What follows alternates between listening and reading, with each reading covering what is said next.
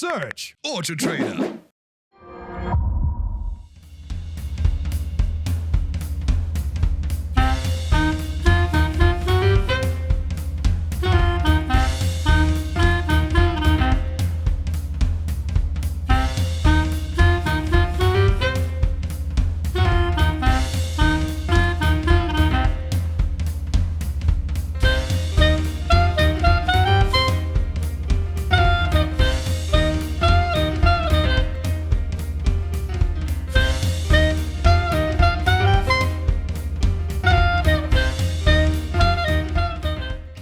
There's over 100 years between the two Fords to my left and to my right-hand side. To my left, the iconic Model T, the car that democratized transportation to the masses in America back in 1908.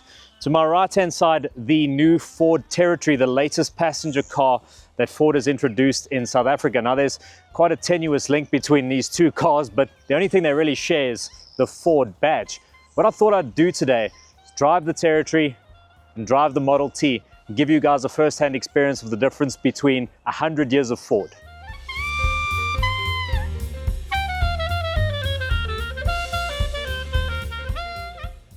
So here we are on board our long-term Territory. And as I mentioned earlier, there's really not much of a link between the Territory and the Model T, but use this as a reference point in terms of what a traditional road car is considered now in 2024 versus over 100 years ago, that Model T. They made 15 million Model Ts during its production run, and that makes it one of the most popular cars ever.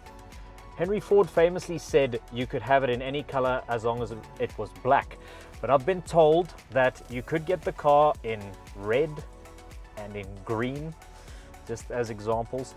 But for the most part, after a certain point, they only produced black Model Ts. Territory, obviously get a few more color options, but modern manufacturing techniques and production techniques, which obviously were very much informed by the likes of Henry Ford and his production line, are a lot better now. Obviously, we've had 100 years of practice.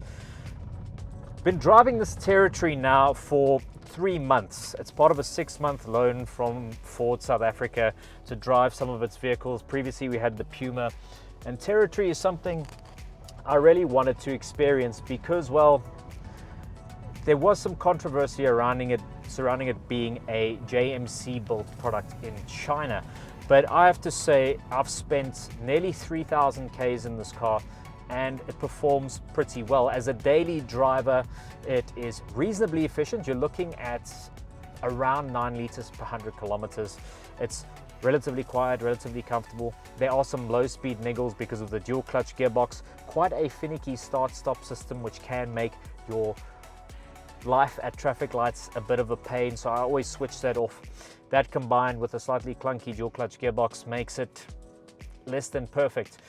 However, I think once we drive the Model T, we will look a bit more favorably upon the Territory in terms of its daily driving capabilities. That being said, I think it's going to be super interesting to drive the T because, as its owner told me, if you haven't driven a car before, the T might be easier to drive, but because I'm used to the throttle being on the right-hand side and the brake being on the left-hand side, especially in an automatic car, I'm going to find the T to be quite challenging. You have to firstly crank start the thing, and then it's got a 2-speed gearbox, but the accelerator's on the left and the brakes on the right, so it's completely alien for me, but really looking forward to that. But let's head out in the Model T. Let's see if we can get a crash course, if you pardon the pun, in how to drive the Model T, see what it was like 100 years ago.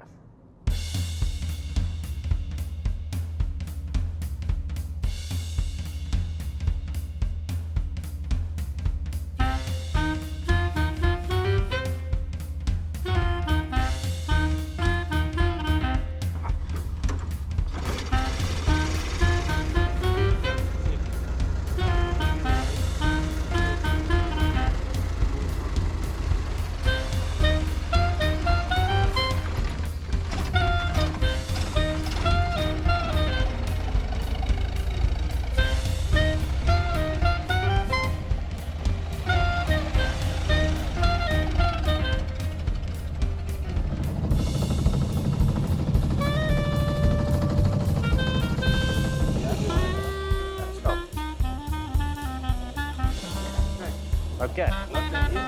It's not the easiest thing to drive, but I'll get there. Okay. Massive thank you to Emil Kushka for allowing me to drive his Model T. As you can see, not the easiest thing to drive, but this was the car of the masses back in the day.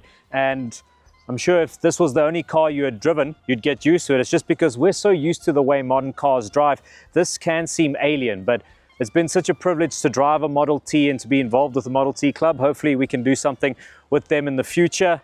Thank you guys so much for watching. If you haven't done so already, subscribe to the AutoTrader YouTube channel. Hit the like button if you've enjoyed this content. Let us know which classic cars you'd like us to compare to their modern counterparts next. Until next time, cheers. Search AutoTrader.